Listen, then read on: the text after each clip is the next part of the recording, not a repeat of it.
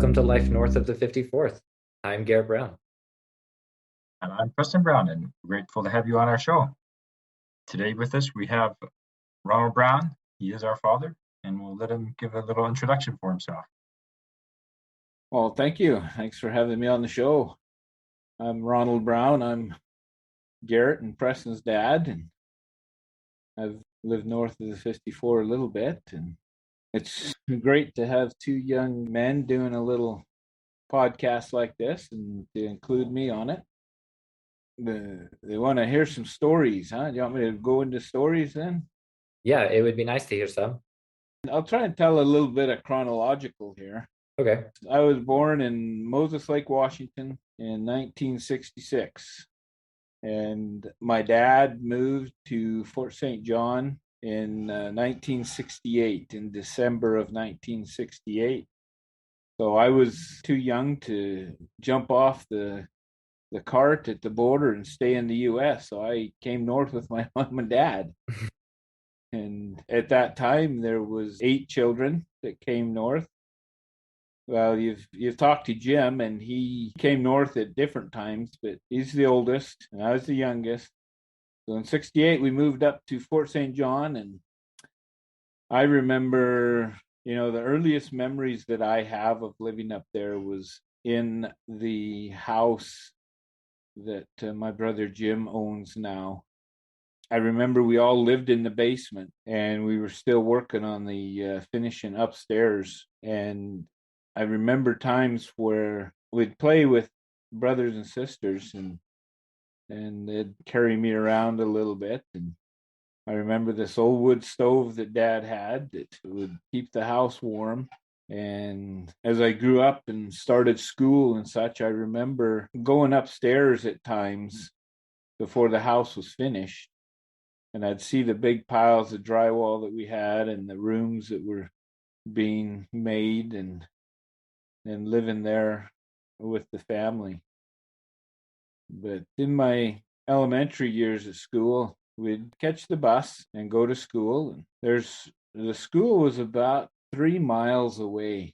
We lived at mile 54 on the highway, and I think the school was around 51 or 52, something like that. Yeah.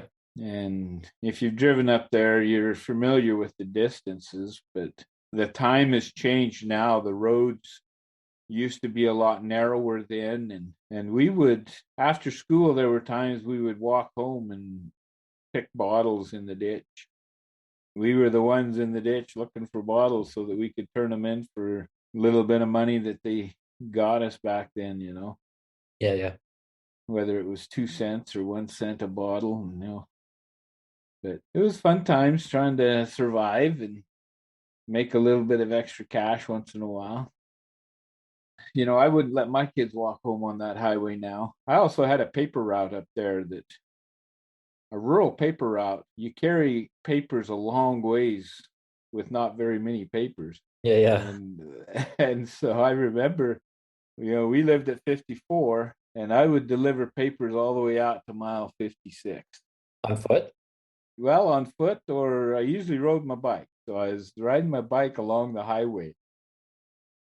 Big trucks would pass by, and I wouldn't think anything of it. But nowadays, it scared me to have my kids out there. Yeah. You've been riding bikes, you've been around traffic before, and you just never know. But there were a few subdivisions north of us that I'd deliver papers for, and the Alaska Highway News. I don't know whether it's still around or not, but I used to deliver that, and my brothers delivered it for a little bit too. On occasion, Mom or Dad or someone would drive us to deliver the papers if we were running late. And back in those days, we had primary at church during the week on a weekday. And so Mom would come and pick us up from school, and we would go in and we would do our primary activities and have our fun and then head home. The youth later on, we would do that as well. A lot of times we'd just stay in town after school for youth activities, because by the time we got home, it was time to leave to go back in. So sometimes we'd just stay in town. Yeah. But most of my life, we rode the bus to school. until I got my driver's license, and then it was freedom for me. Freedom for mom and dad. That's what I call it. When kids get their driver's license, it's freedom for mom and dad. Did you get a car too, or did you borrow your parents' car or your brother's car or someone's? Yeah, both. I really never had a car until after I graduated. I'd borrow dad's car, or my brothers had some cars that we'd use. And I remember we used to have an old green station wagon that dad ran for many years, and then my dad and older brothers and I rebuilt the motor in it, and then they ran it for a while, and I drove it for a while. But it was all rear wheel drive stuff, so no 4-wheel drive. Even my dad's trucks were just rear wheel drive. Everything now is so common to have 4-wheel drive or all-wheel drive. It makes such a difference. It does, especially on those winter roads. Yeah. There's one time I was headed home after an ice storm, and I didn't have good tires, and I couldn't make it up the hill. Up the hill from Charlie Lake to mile 54? That is correct. I spun out on the hill, and so I thought, I'll just try taking the back road and work my way up, and still couldn't make it up. Just about got there and spun out in the ditch, and ended up walking home until Dad could come and help me get the car. But going through high school and all my education, and people ask me where I grew up, I say Fort St. John, because that's where I went through high school and played sports and played basketball. It was my senior year that I got my jump down enough that I could start forcing the ball down through the hoop, Started dunking? Yeah, that's when I started dunking. You boys know what it's like to dunk. I can hardly reach the net now. Yeah. I can still reach the rim, but I don't think my athleticism is increasing. I don't have those skills, so I'm doing all right. You can still dunk it, can you, Preston? Yeah, I have to get warmed up, and I can't throw it down hard, but I can still put it in. Nice. That's good. Do you remember how many kids were going to the high school in Fort St. John when you were there? Well, my graduating class was about 300 or 350, something like that. And the high school, was it grades 9 through 12? The high school up there was 10 through 12. Okay. And some of the junior highs up there in Fort St. John, they had grade 10 in, and the high school was mostly 11 and 12s. I think I was about second or third tallest in the school. I just remember when we lined up to have our grand march or whatever, I remember I was right at the back with a couple of my friends. So it was kind of touch and go who was taller at that time. But yeah. Did they all play basketball? No. There was a couple, I had friends that played basketball, but I was the tallest on the team. And there's another fellow that was in grade 11. He was as tall as I would. He had a little more jump than I could. But I don't think they allow dunking anymore on warm-ups in high school ball because they just don't want rims damaged or, intimidation from the other teams. But when I was doing it, there was a Spirit River team. We had a lot of fun with them because we would go back and forth and do different little dunks. During warm-up? During warm-up. It was hard to do a dunk in a game because you never had the exact timing and coordination to really do it. Yeah. But, we would watch each other and we'd just kind of spar back and forth a little bit. And it was fun. But yeah, my younger brothers up at the church, they broke the backboards one year at dunking. That's unfortunate. It's a big mess. Yeah, it's made a big mess, but they got better backboards and spring loaded then. But in the early 70s, that's when we finally qualified for a church building up there. Yeah, that's what Jim was saying. Yeah, so they built that, and my mom, your grandmother, was the custodian. She was always the custodian up there for many years until they changed the way the custodial worked at the church. He says it put all my boys that went on missions and helped them get that done. So it was something good. So we'd go and help mom all the time at the church doing the work. During the building phase, did the ward members volunteer to help build the building, or were there service missionaries that came to help build the building, or were there contractors that just came and built it? No, at that time there was, I think it was a superintendent that came, and the ward members volunteered a lot of time to build. There was a few paid people to build, and that allowed the superintendent to, keep the building going and different things. I remember working with them and helping out a little bit and such. But for the most part, it was a superintendent that the church had hired. But nowadays, they just put it out for a contractor Yes. to bid it and build it. Yes. Growing up in Fort St. John, I watched a lot of things change. I remember the earliest days that there were 2 sets of street lights in town. And then there's 3, and then there's 4, and then there's lots now. Yeah. Where were the first 2? Do you remember at? Well, 100th and 100. Yeah. And then just a little bit one block west, there was another set. So it would have been 100 and 102nd, I think, where the old Lido Theater was. But we grew up out at Charlie Lake. Dad had an acreage out there. And we did everything we could out there that we could think of almost. We used to shoot the guns right out of off the back porch. And not anymore because, there's a lot of growth that has happened out there. Did you guys have neighbors then when you were growing up? We did. There was one neighbor on one side. There was an empty lot and then a neighbor. And for the longest time. And then on the other side, there was a neighbor that had bought in 3 of the lots and built the house on one, and he had the other ones empty. And then going between us and going down the back side of us, it was all empty bush. Yes.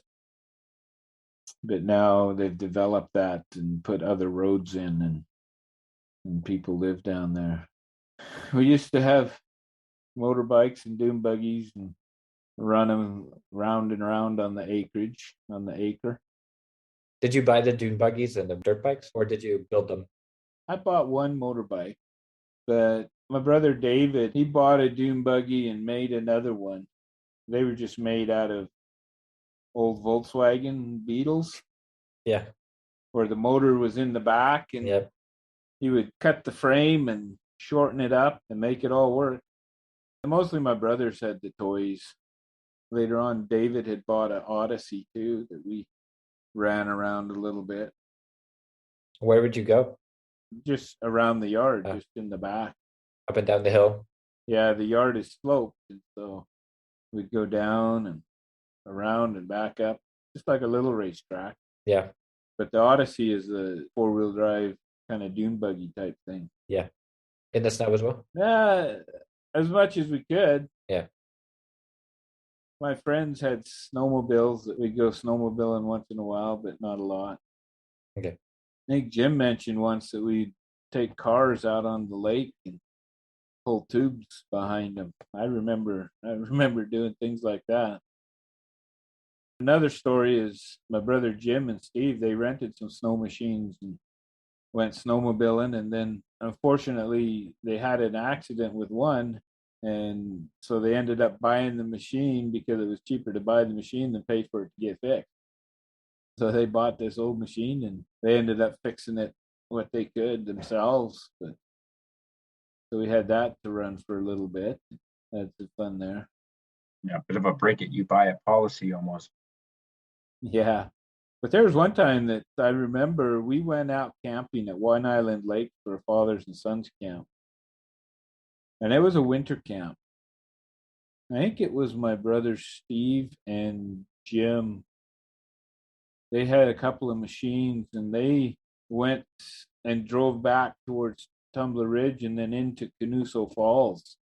That they took their snow machines in there. I mean, now in the summertime, you can drive in there with a car. Yeah. The roads have increased so much back there, and that's a really nice place to go visit. I remember Christmas time taking popcorn and stringing popcorn on thread, needle and thread, and putting it on the tree for decoration. Yeah.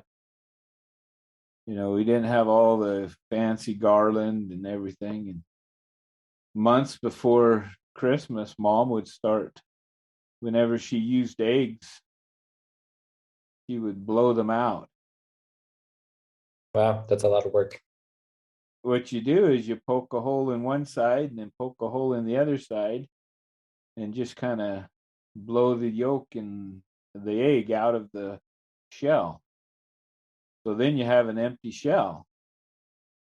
And at that point, we'd have a family home evening and we'd color and decorate these eggs to hang on the Christmas tree. As ornaments?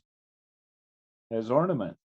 And so you just put a toothpick and tie a string in the middle of it and push the toothpick inside and it would hold the egg. You could, through the hole, you could hold the egg and put it on the tree. But the popcorn sometimes is so good that even after we put it on the tree, we'd go nibble on the popcorn. Yeah, can't resist some good popcorn. Especially with the pine needle topping, right? Yeah, we usually stayed away from that, the pine needle part, but in between the branches. Then after Christmas, we'd take the tree out back and put it up and let the birds eat the popcorn, and we'd shoot the eggs with the 22.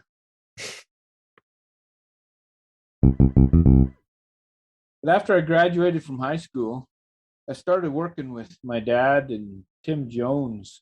And that summer after I graduated, which was 84, we were mowing grass in the ditch between Dawson Creek, the BC-Alberta border there by Dawson Creek, all the way east through Spirit River and Rycroft and all the way out to Donley Corner, which is almost 200 kilometers.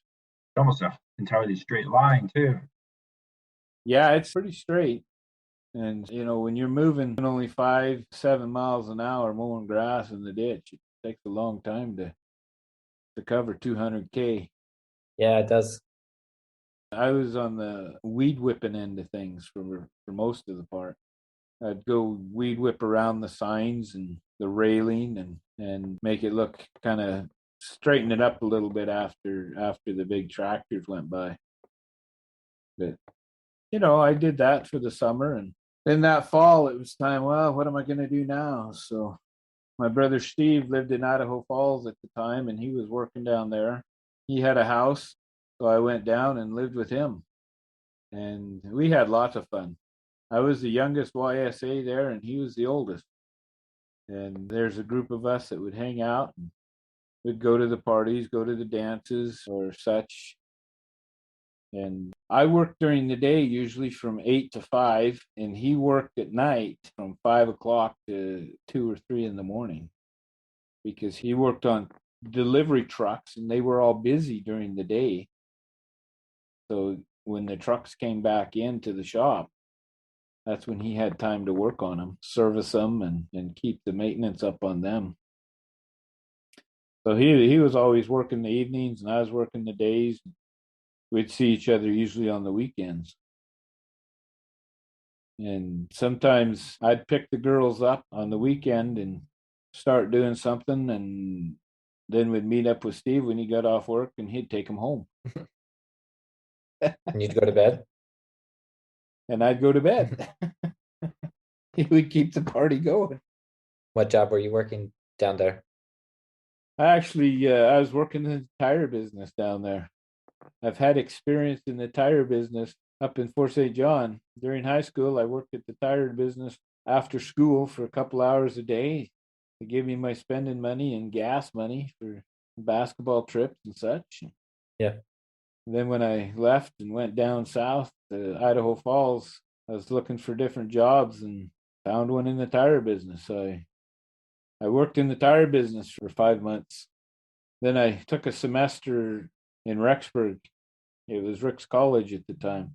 Still needed spending money, so I found this other job. I'd work from 9 o'clock at night till 6 o'clock in the morning in Idaho Falls, and I'd drive up to Rexburg and go to class from 7 o'clock till 1 o'clock, and then I'd go sleep. Sounds like a really healthy lifestyle. It's a good thing it was only for like 3 or 4 months that I did that. Yeah, and that you're probably only like 19 years old or so, young man. Yeah, I had a little more go-go juice in my body then. I don't recover from illness quite as well as I did back then. But yeah, so that 84, 85 type thing. And I did some different jobs down in Idaho Falls over time and put my papers in for my mission down there and left from Idaho Falls to serve a mission. And I served a mission for a church, went to New Mexico down in the southern heat. In Albuquerque? Albuquerque. Yeah, I should have turned left at Albuquerque. It depends on which way you're coming into Albuquerque. Yeah, you could end up anywhere. Yeah, that's correct. But that would have been my first Christmas without any snow. Whereabouts in New Mexico were you for Christmas there? That year, I was in Las Cruces, New Mexico, which is. Have you been to Las Cruces? Yeah, I had a physics conference in Las Cruces. It's a couple hours north of El Paso, but it's pretty far south. Yeah, that's right. I remember you saying you went to Las Cruces too. No, what's the university down there? Las Cruces University, perhaps? No. Maybe it's the New Mexico State University? New Mexico State, yeah. I will look that up and then put a link in the show notes for what it actually is. So yeah. Anyways, the fellow I taught, I first flew into on my mission and got to my companion in Las Cruces when I finally got there. That evening, we went out and taught this fellow, and he was studying. I can't remember what he was studying. He was studying the science there in Las Cruces, and it was a good experience. And we taught him and worked with him, and he was baptized. Him and I think his fiance was a member at the time, but then they got married, and then I kind of kept in touch with him a little bit throughout my mission. Then I was transferred to several different places throughout the mission, and in my last area, I got transferred my last month and got transferred back to El Paso. And so here I get into El Paso, and I got a month left on my mission. And lo and behold, his parents lived in El Paso. And I was able to talk to them, and we were able to teach them the gospel. And the night before I flew out of El Paso was their baptism.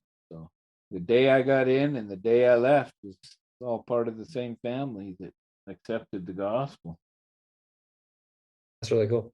So it was kind of neat. And so then I come back to Canada, and so that'd be 87. We got back to Canada. What time of year in 1987? It was October. Okay.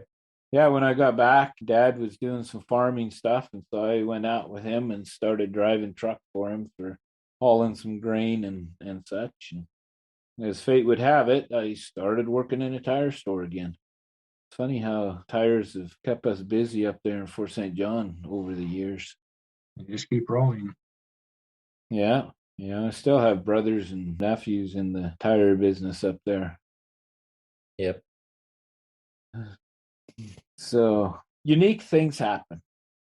I was scheduled to go on a service call up to Pink Mountain, and I was scheduled to be up there for like a 16 hour day. Left early, went up to fix some tires, and there was supposed to be some other stuff up there, but it didn't come to fruition. But so I come back, and I got back to Fort St. John and found out that there was a dance that was happening, an activity at the church. I think it was the Harvest Ball or something.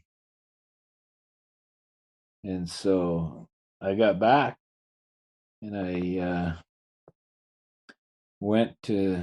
got cleaned up and went to the church. And that night was when I had first met Kim after my mission.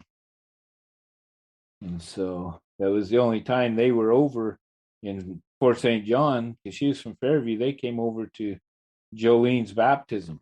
So your Aunt Jolene was baptized in 97. 87.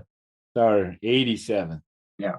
Man, decades pass so fast, I'm getting mixed up. No worries.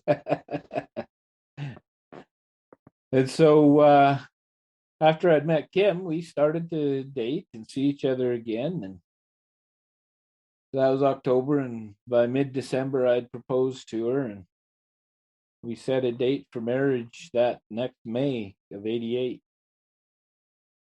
And we set the day and everything, and then we realized that, hey, this is the same anniversary as Uncle Dave and Aunt Tammy have, except we were 5 years later. Did you keep it? Yeah, we kept it. And so we traveled to Idaho, and we were married in Idaho Falls Temple. Was it because you had more family down in Idaho at the time? I guess that to get married in a temple, your choices, I guess, were going all the way to Cardston at that point, or even farther south where we had more people. It was closed at the time for renovation. Oh, I think Cardston was closed for renovations. They were closed for like what, 4 or 5 years? It was a Yeah. long. They did like some major modern renovations during those years. okay. Yeah, because if you've been to the Cardston Temple, when you walk in, you'll see the water fountain. Yep. That used to be on the outside of the temple.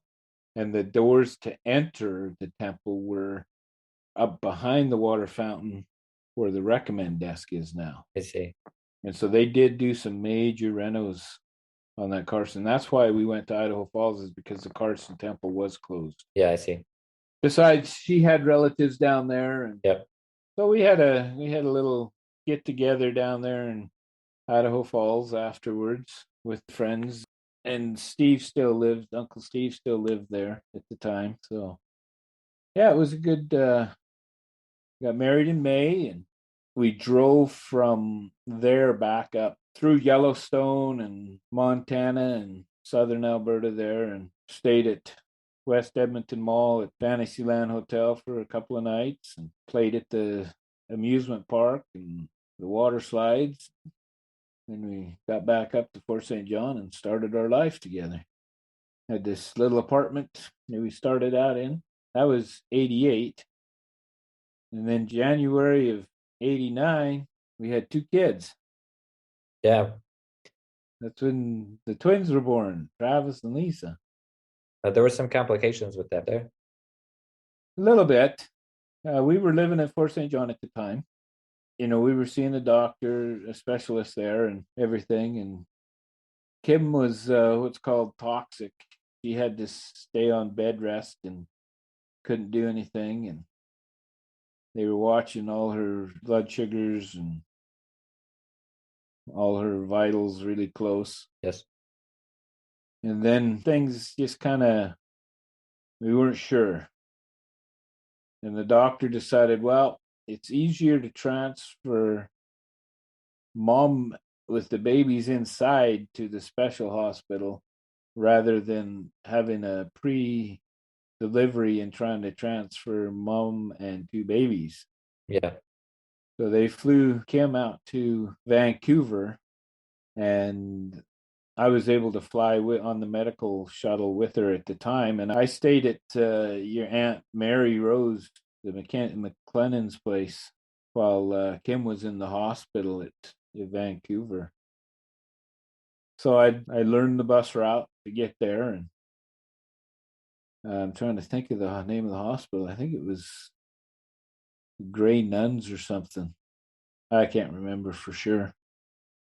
But it was they called it the baby factory of BC. It's quite the name. As a nickname, because there was babies, all the preemies were there. Yeah. And they had some babies in there that were like 1 and 2 pound babies, Wow. just tiny, tiny, tiny. Yeah. And they were all hooked up to the machines.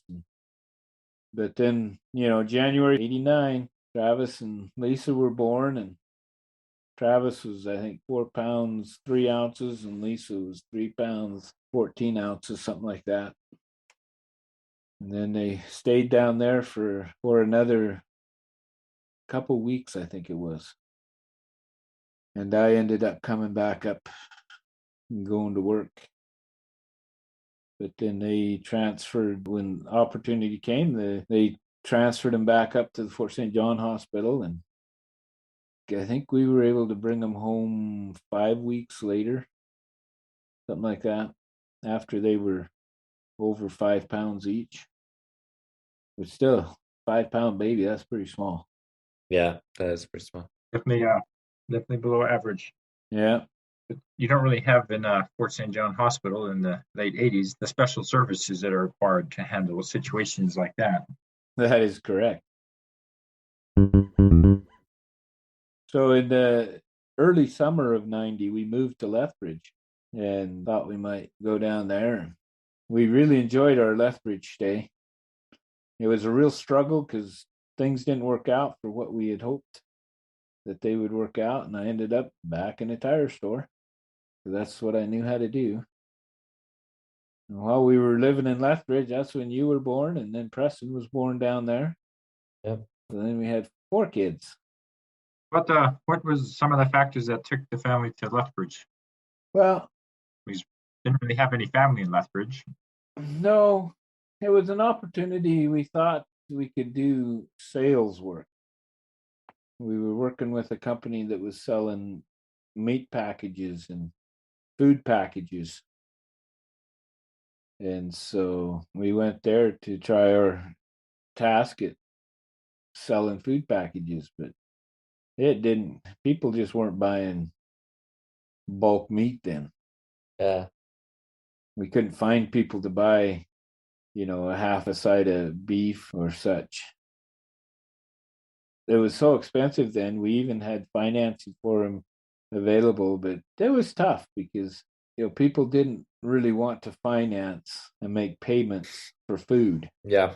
I can understand that. So, Yeah, I understand that too. I'd also be a rubbish salesman, so it's kind of brave to go and make the choice to work in sales.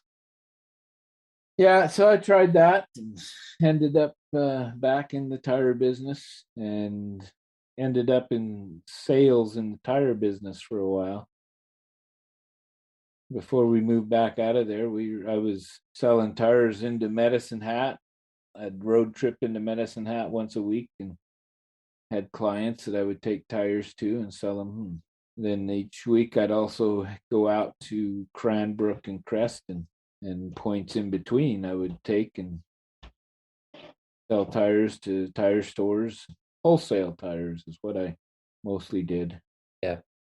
The tire company I worked for, they brought in containers of tires, hand-cooped tires from Korea. So they would get them in and we'd wholesale them out. But living in Lethbridge, it was, I like Lethbridge. It's windy sometimes. Yeah, that's true.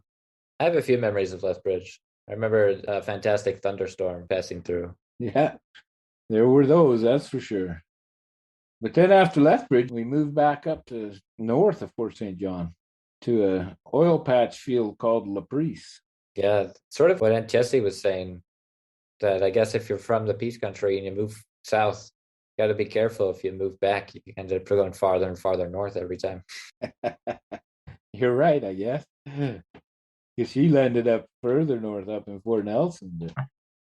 Fort Nelson at least has a grocery store. La Prise didn't have anything.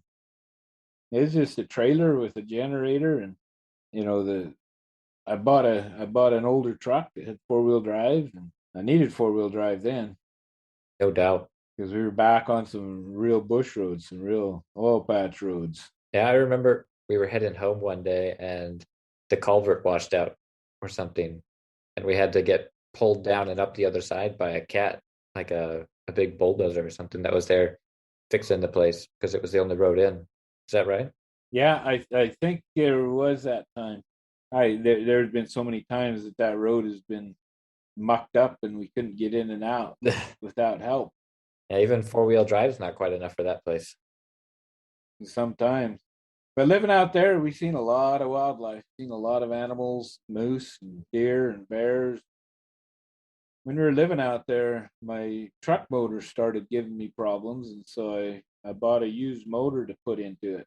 And I was out working on the motor, and Kim was inside making lunch, and all the kids were in the trailer. And it came to a point where it was like I kind of looked around, and it just seemed like it was really quiet and eerie. And Kim said, "Time to come in for lunch." So I come in, and as I was eating, Kim went to get something, and then she came back and she said, "Ron, come look at this." And we went, and coming in the back towards the back porch, there's a big old black bear. And it was like, oh, that's where our dog food went.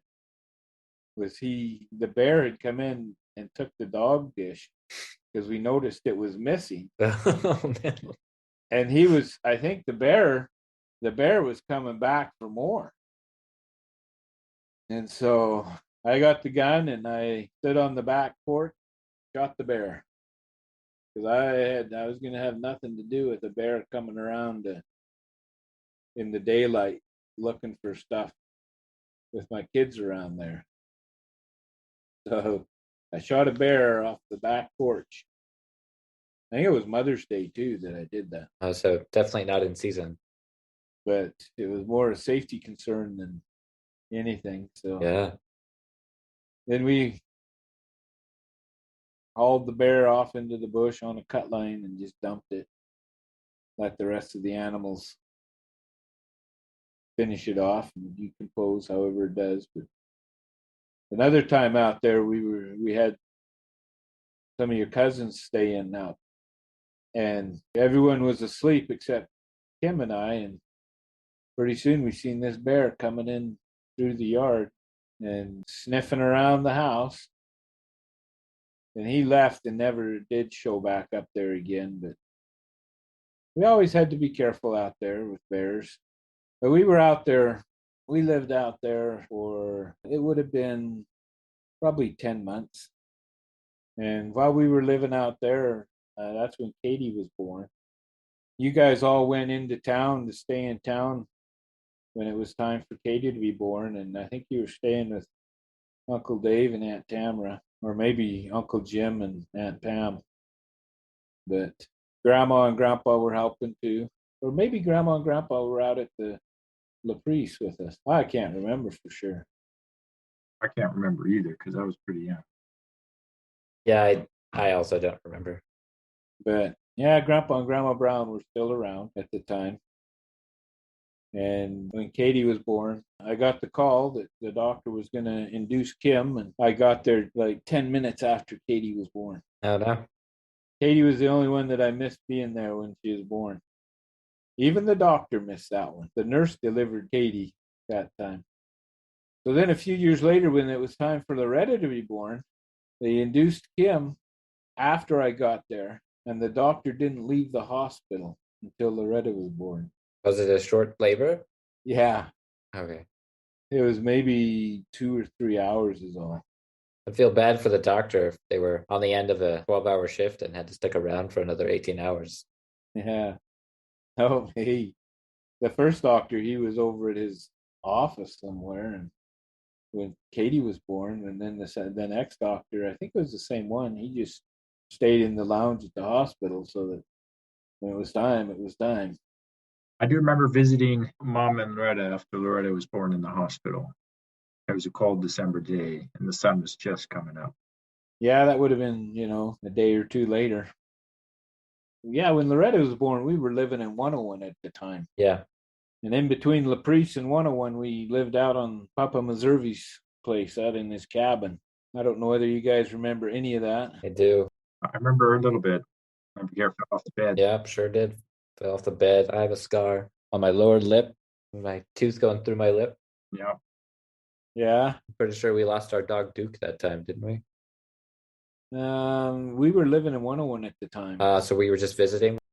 And we would go out and feed the cows for Papa while he was on vacation. And Duke, he was a really smart dog, but he wasn't wolf smart. Yeah. The wolves got him. And that's, unfortunately that happens. I've lost 2 dogs. Well, or the second dog I lost for wolves was Smokey with Dorothy, but that was years later. Yeah. I'm glad that Papa could take a vacation, though. Farmers don't usually get vacations. Nope. Yeah, we were living in 101 and he wanted some time off. And so I'd go out and feed. We'd go out and feed the cows. And that was, that's the time we lost the dog. I recall it was winter time. Yeah, there was snow on the ground. I think it was early December. Okay. Or late November. I mean, it seemed like winter, but I mean, it could have been early October or March or May or something. Yeah. No, I think he went to the Canadian National Rodeos in Edmonton, which is usually at the end in November, towards the end of November. Okay. It was frozen and there was a little bit of snow on the ground because we could still drive through the fields. Yes. Yeah, there's times that you forget what time of year it is because there's usually snow on the ground for at least 6 months out of the year. Yep. But when we lived in 101, do you remember going to the 101 dump and watching the bears at the 101 dump? I do remember that. Yeah. I remember taking Dave and Tammy and their kids and Jim and Pam and their kids out there, and we'd sit there and watch them.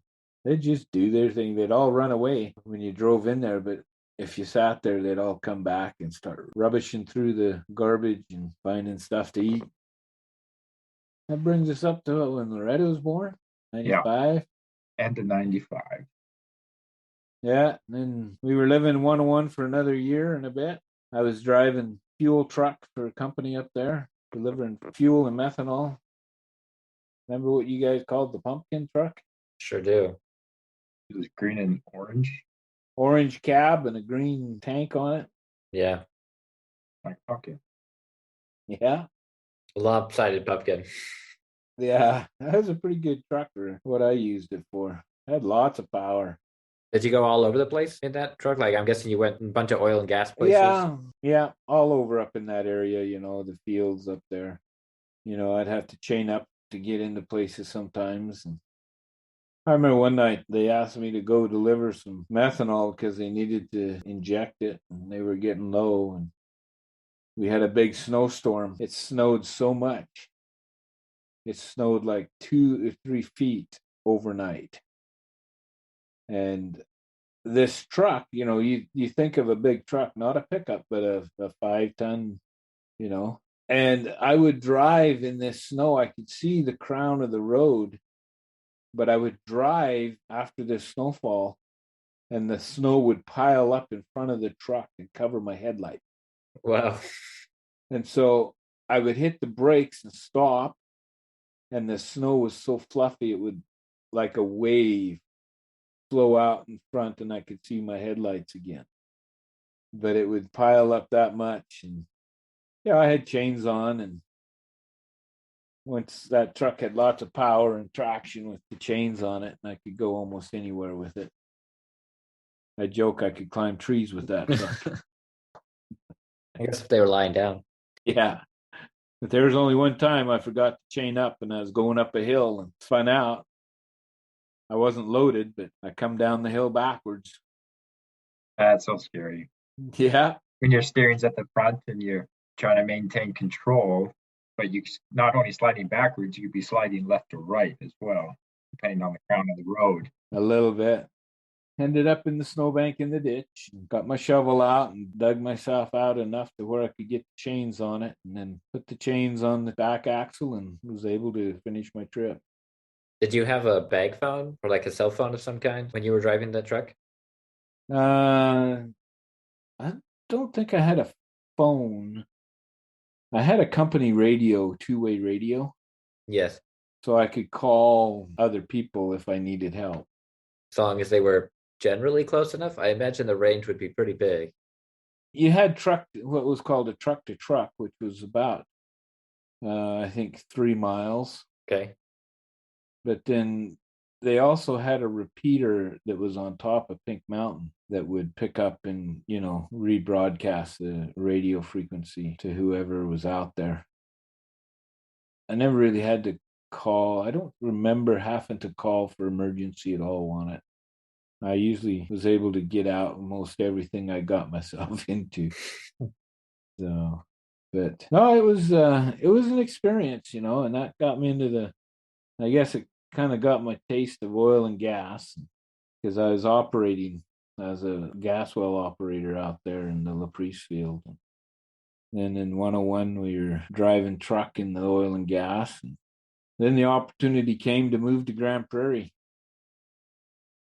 So in the spring of 97, it was actually the end of March, because I remember we had Kim's birthday in Grand Prairie the day after we moved there.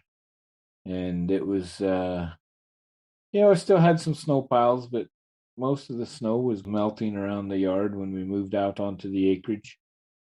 Into the old farmhouse. When we moved in there, it had 10 bedrooms. What would we ever going to do with 10 bedrooms, huh? You always find stuff to put in it. Yeah, 10 bedrooms if you include the hot tub room. Yeah. So was the choice to move to Grand Prairie a financial choice and a job choice? I can't imagine that driving truck was that great of a job. No, it was, I bought Uncle Tim's place. Yes. And he had called me up, and he had his place kind of for sale for a couple of years, or for a year and a half. And he called me up and said, "Hey, I'll help you buy this place. I can't guarantee you a job, but the job may be here for you when you get down here." And so I moved down there, and we moved on to the place, and then I started working for Uncle Tim part-time. And then when Uncle Tim gave his notice that he was moving, he said I was the guy to take over for him. And so I just carried on and took over his job and in the measurement, meter proving in the oil and gas industry. Yeah. And, we lived out there on the acreage and made sufficient money to survive on. Were we renting in 101 then? In 101, we were renting. And that was another thing that kind of got us to be moving is we were paying really cheap rent in 101. And things were changing there. The places were selling, and they wanted to raise our rent from $500 a month to $1,200 a month. Wow. That does not seem worth it to live there for that much. And so it was time. We thought, well, now's the time to make a move. So we moved from 101 to Grand Prairie. Remember that move? I remember getting in the truck with you and driving through the night and waking up in the new place. We got some snacks at the gas station in 101. Yeah, I took a truck and trailer down there first with a load. Yeah. Then I got a U-Haul and hauled the rest of it down. Yeah, I think Travis Garrett and I were with you in the truck. Yeah, I think you're right. And Kim stayed back with that first load. And then she came down. She followed us down on the next load. With the Suburban? Yes. Yeah. I remember when we lived in 101, coming back to 101 from Fort St. John, we were with Mom, and we were telling her to go faster and faster, and she was indulging us, and she got pulled over by the cops for speeding. I never heard that story. Well, they might have let her go. I don't know for sure. She might. If you never heard it, then maybe she never got a ticket. But yeah, she was going too fast. I don't know how fast. We just kept telling her faster, faster. Yeah. It's so hard not to go fast on that road. You take a corner up north of Fort St. John, it's just like a long downgrade and a long upgrade. It's like, you don't see anyone. It's like, well, easy, like just go fast. Yeah. And one time when you were coming back on that long down and up, Kim was behind this car. I think it was a little Bronco pulling another car on a tow trailer. And she watched that car get out of control and hit the ditch. Oh, man.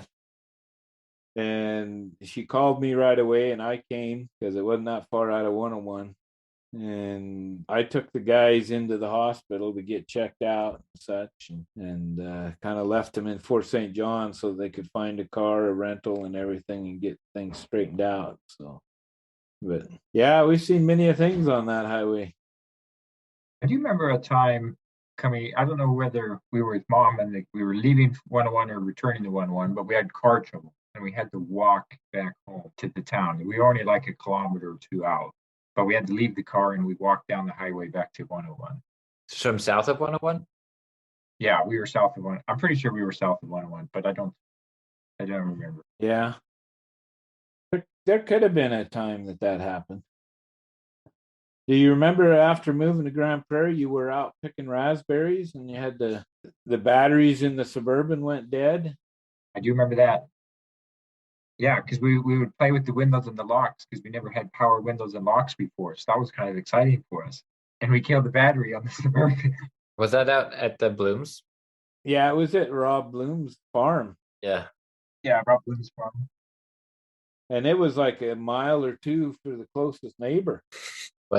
Yeah, it was summer and we walked down to the neighbor to make a phone call. But I remember it being hot and a long ways. And, Kim couldn't leave you there at the farm because you were all young. So you all walked to the neighbors. Yeah. And I come out and rescued you. Remember, Katie got scratched by the neighbor's cat. Was that the time she got scratched? Yeah. Just trying to pet the cat at the neighbor's place while we're making a phone call and the cat scratched her. Those darn kids don't know what to do. Yeah, I totally remember that. Yeah, opening and closing the doors too much. The interior lights were on so much. And yeah.